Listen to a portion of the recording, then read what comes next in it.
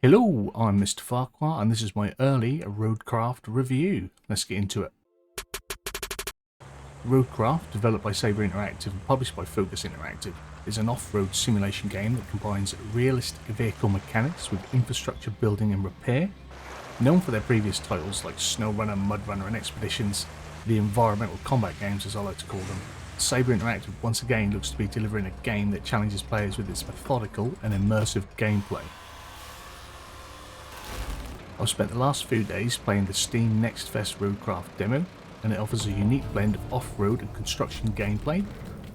Players are tasked with navigating through challenging environments using a variety of heavy machinery, including off-road scouts, cranes, bulldozers, trucks, tree harvesters, tarmac layers, just to name a few. I guess it falls to you to play the parent and clean the plant yard. Then you need to build a road and use it to deliver the vital equipment. I'm sure you can handle it. The game emphasises the importance of creating and maintaining supply routes across rugged terrain, which adds a strategic layer to the traditional off-road simulation. In the demo, we got to lumber trees to create clearings, and then open up routes to deliver power generators and lay electrical cabling.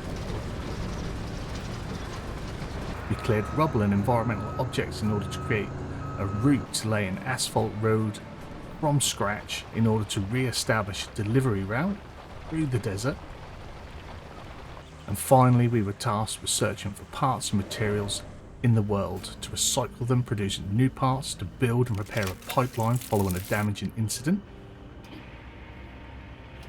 The game features stunning visuals that bring the rugged landscapes to life. We saw storm-torn small-town USA, sandstorm-ridden desert, and a derelict mountainous village after a geothermal disaster. The attention to detail in the vehicle models and environmental effects is impressive, especially the way the terrain moves and shifts under your vehicle's load, and the ability to truly manipulate the terrain with vehicles and machines, be it the blade of a dozer digging into the sand and the soil, or unloading sand to fill a gap in the route.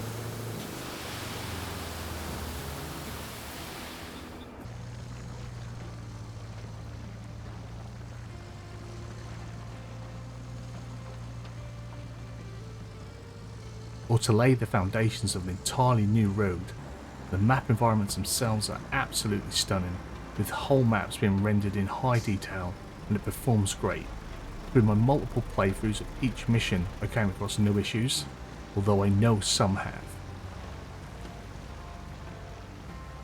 The sound design complements the visuals, with realistic engine noise, ambient sounds and a very mellow soundtrack that enhance the immersive and what I found to be extremely relaxing experience.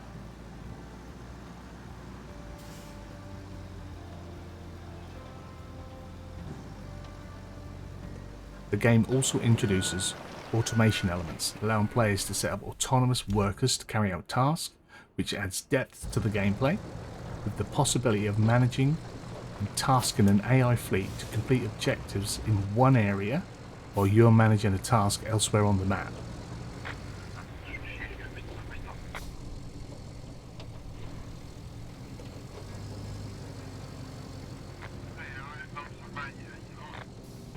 But no review is complete without an honest look at possible negatives, and I'm going to try and do that without flat out comparing it to SnowRunner, MudRunner or Expeditions, as that's somewhat a redundant comparison in my opinion, as Roadcraft isn't trying to be those games. If it doesn't have their features, it's by design, not mistake. It's the same development team behind all the games, but nonetheless. Oh, our handbrake's on automatically. Roadcraft does come with a steep learning curve to new and old players of the genre. Right, so we've got oh, controls are different, with a completely new control layout that at times feels awkward to a SnowRunner veteran, but entails some quality of life improvements from previous Saber environmental combat games. So we'll stay on that. I like that we can do this all at the same time. The manoeuvring of the crane, the driving of the truck, like it's not all, or you've got to wait until you've done a certain part. Also, for those unfamiliar with the style of game, Roadcraft can feel grindy and repetitive. Yeah, once I've got a full load or cleared this area a little bit, I'll I'll bring you guys back. But again, for those that do play and enjoy, that's a big part of why we play them. So I've got myself loaded up with a selection of goods. We've got a few cans and some like wire fencing. I'm thinking now that none of this is going to make pipes. I don't know. Out of the box, there looks to be very limited customization, but on full release we hope to see some. Although Saber has stated that vehicle upgrades, as we've been familiar with in the past, won't be present. And lastly, I'd say the AI, as is often the case, isn't that intelligent and may require a little extra micromanagement and meticulous route planning.